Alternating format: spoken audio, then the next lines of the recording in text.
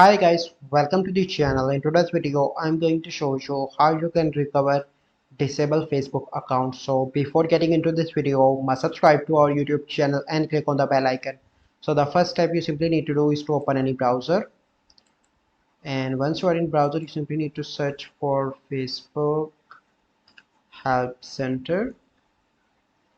Click on that and search for Facebook Help Center here. And here you need to search for Facebook account recovery.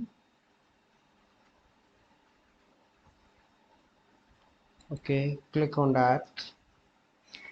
Then you simply need to click on my personal Facebook account is disabled. Click on that option.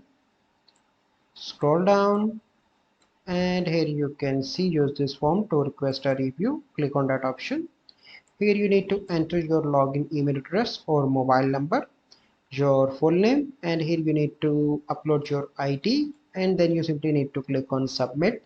Then the Facebook team will review it in 24 to 48 hours and help to resolve your issue.